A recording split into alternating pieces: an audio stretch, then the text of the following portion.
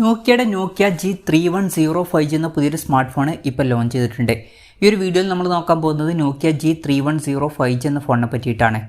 ആദ്യം നമ്മൾ ഫീച്ചേഴ്സും കാര്യങ്ങളൊക്കെ നോക്കുകയാണെന്നുണ്ടെങ്കിൽ ഡിസ്പ്ലേയുടെ കാര്യത്തിൽ നോക്കിയ G310 5Gയിൽ 6.56 ഇഞ്ചിൻ്റെ HD+ ഡിസ്പ്ലേ കൊടുത്തിട്ടുണ്ട്.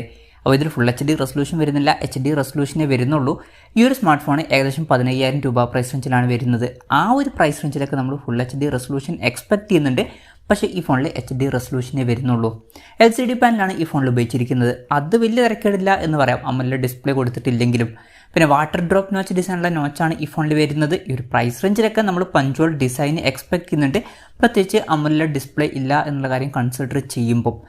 അതും കുറച്ച് നിരാശപ്പെടുത്തി എന്ന് പറയേണ്ടി വരും. ഡിസ്പ്ലേയിൽ 90 Hz റിഫ്രഷ് റേറ്റ് ഒക്കെ സപ്പോർട്ട് ചെയ്യുന്നുണ്ട്. 20:9 എന്ന ആസ്പെക്ട് റേഷ്യോയിലാണ് ഈ ഒരു സ്മാർട്ട് ഫോൺ വരുന്നത്.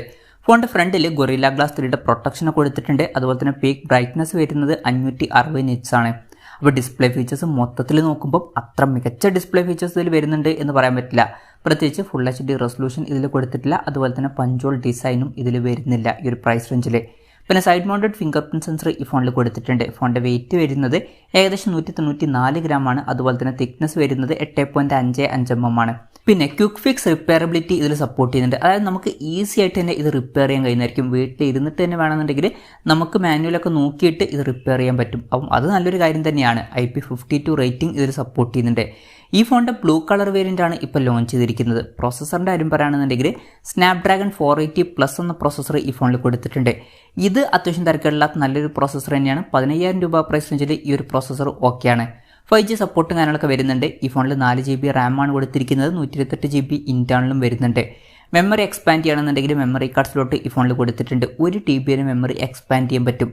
3.5 mm മോഡി ജാക്ക് ഈ ഫോണിൽ കൊടുത്തിട്ടുണ്ട്. Android 13 ബേസ് ആയിട്ടുള്ള സോഫ്റ്റ്വെയർ ആണ് ഇതിൽ വരുന്നത്. പിന്നെ നോക്കിയയുടെ ഫോണാണ്, അതുകൊണ്ട് തന്നെ സ്റ്റോക്ക് ആൻഡ്രോയിഡ് സോഫ്റ്റ്വെയർ ആണ് ഇതിൽ വരുന്നത്. കാര്യമായിട്ട് ബ്ലോട്ട് വേഴ്സ് ഒന്നും ഉണ്ടാവില്ല, പരസ്യം വരുന്ന പ്രശ്നം ഉണ്ടാവില്ല. ക്യാമറയുടെ കാര്യം പറയുകയാണെന്നുണ്ടെങ്കിൽ ഫോണിൻ്റെ പിന്നിൽ ട്രിപ്പിൾ ക്യാമറ സെറ്റപ്പ് കൊടുത്തിട്ടുണ്ട്. 50 MP f1.8 അപ്പേഴ്സിൽ വരുന്ന മെയിൻ ക്യാമറ സെൻസറാണ് ഈ ഫോണിൽ വരുന്നത്. 2 MP ഒരു ഡെപ്ത് സെൻസറും അതുപോലെ തന്നെ 2 MP മാക്രോ ലെൻസും ഈ ഫോണിൽ വരുന്നുണ്ട്.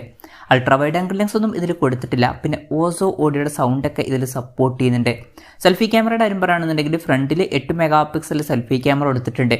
ബാറ്ററിയുടെ കാര്യത്തിൽ 5000 mAh ബാറ്ററി കൊടുത്തിട്ടുണ്ട്. 20 വാട്ടിൻ്റെ ഫാസ്റ്റ് ചാർജ് സപ്പോർട്ട് ഇതിൽ വരുന്നുണ്ട്. ഈ ഒരു പ്രൈസ് റേഞ്ചിൽ വലിയ തിരക്കേടില്ല എന്ന് പറയാം. ടൈപ്പ് സി ചാർജിംഗ് പോർട്ടും ഇതിൽ കൊടുത്തിട്ടുണ്ട്.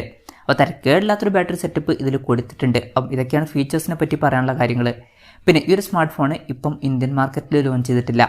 ഇപ്പം ഗ്ലോബൽ മാർക്കറ്റിലാണ് ഈ ഫോൺ ലോഞ്ച് ചെയ്തിരിക്കുന്നത്. $186 എന്ന പ്രൈസിങ്ങിലാണ് ഈ ഫോൺ ഇപ്പം US മാർക്കറ്റിൽ ലോഞ്ച് ചെയ്തിരിക്കുന്നത്. അതായത് ഏകദേശം 15,000 രൂപ പ്രൈസ് റേഞ്ചിൽ. ആ ഒരു പ്രൈസ് റേഞ്ചിൽ ഈ പറഞ്ഞിട്ടുള്ള ഫീച്ചേഴ്സ് എങ്ങനെയുണ്ടെന്ന് വെച്ചാൽ പ്രോസസ്സർ വലിയ തിരക്കേടില്ല എന്ന് പറയാം. അതുപോലെ തന്നെ ബാറ്ററി സെറ്റപ്പും വലിയ തിരക്കേടില്ല. അതുപോലെ തന്നെ ഓൺ പേപ്പർ ക്യാമറ സ്പെസിഫിക്കേഷനും വലിയ തിരക്കേടില്ല എന്ന് പറയാം. പക്ഷേ ഡിസ്പ്ലേ ഫീച്ചേഴ്സ് കുറച്ച് നിരാശപ്പെടുത്തി എന്ന് പറയേണ്ടി വരും. ഫുൾ HD റെസൊല്യൂഷനോ പഞ്ച്വൽ ഡിസൈനോ ഒന്നും തന്നെ ഇതിൽ കൊടുത്തിട്ടില്ല. അതൊക്കെ കൊടുക്കായിരുന്നു. അതുപോലെ തന്നെ ഈ ഫോണിൻ്റെ എടുത്തു പറയേണ്ട ചില കാര്യങ്ങളും ഉണ്ട്. ക്വിക്ക് ഫിക്സ് റിപ്പയറബിലിറ്റി സപ്പോർട്ടും കാര്യങ്ങളൊക്കെ വരുന്നുണ്ട്. അപ്പോൾ ഈസി ആയിട്ട് റിപ്പയർ ചെയ്യാൻ പറ്റിയിട്ടുള്ള ഒരു ഫോണാണ്. അതുപോലെ തന്നെ സ്റ്റോക്ക് ആൻഡ്രോയിഡ് സോഫ്റ്റ്വെയറും കാര്യങ്ങളൊക്കെ ഇതിൽ വരുന്നുണ്ട്. അതും നല്ലൊരു കാര്യമൊക്കെ തന്നെയാണ്. എന്തായാലും ഈ ഒരു പ്രൈസ് റേഞ്ചിൽ ഈ ഫോൺ അത്ര മികച്ചൊരു ഫോണായിട്ട് എനിക്ക് തോന്നിയിട്ടില്ല. ഡിസ്പ്ലേ കുറച്ചും കൂടി ബെറ്റർ ആക്കായിരുന്നു എന്നാണ് എനിക്ക് തോന്നിയിട്ടുള്ളത്. ഇനി ഈ ഫോൺ ഇന്ത്യയിൽ ലോഞ്ച് ചെയ്യുമെന്ന് വെച്ചാൽ ചിലപ്പം ലോഞ്ച് ചെയ്തേക്കാം. എന്തായാലും കൺഫർമേഷൻസ് ഒന്നുമില്ല. ഇനി അഥവാ ലോഞ്ച് ചെയ്യണമെന്നുണ്ടെങ്കിൽ അതിനെ പറ്റിയിട്ടുള്ള ന്യൂസുകളൊക്കെ വരുമ്പം അതിനെ പറ്റിയിട്ടുള്ള വീഡിയോസൊക്കെ നമ്മൾ ചെയ്യുന്നതായിരിക്കും. അതുപോലുള്ള വീഡിയോസ് കാണാൻ താല്പര്യമുണ്ടെന്നുണ്ടെങ്കിൽ ഈ ചാനൽ സബ്സ്ക്രൈബ് ചെയ്യാവുന്നതാണ്. എന്തായാലും നോക്കിയ G310 5G എന്ന ഫോണിനെ പറ്റിയിട്ടുള്ള നിങ്ങളുടെ അഭിപ്രായം ജസ്റ്റ് ഒന്ന് കമൻറ്റ് ചെയ്യുക. അതുപോലെ തന്നെ ഈ ഒരു സ്മാർട്ട് ഫോൺ ഇന്ത്യൻ മാർക്കറ്റിൽ ലോഞ്ച് ചെയ്യുകയാണെന്നുണ്ടെങ്കിൽ നിങ്ങളിത് പ്രൈസിങ്ങിലാണ് എക്സ്പെക്റ്റ് ചെയ്യുന്നത് എന്നുള്ള കാര്യം കൂടി ജസ്റ്റ് ഒന്ന് കമൻറ്റ് ചെയ്യുക. അപ്പം എൻ്റെ ഒരു എക്സ്പെക്റ്റേഷൻ പറയുകയാണെന്നുണ്ടെങ്കിൽ ഈ ഒരു പ്രൈസ് റേഞ്ചിലൊക്കെ ആയിട്ട് തന്നെ ഇന്ത്യൻ മാർക്കറ്റിലും ഈ ഫോൺ ലോഞ്ച് ചെയ്തേക്കാം. കൺഫർമേഷൻസ് ഒന്നുമില്ല, ജസ്റ്റ് നമ്മുടെ എക്സ്പെക്റ്റേഷൻ പറഞ്ഞു എന്നേ ഉള്ളൂ.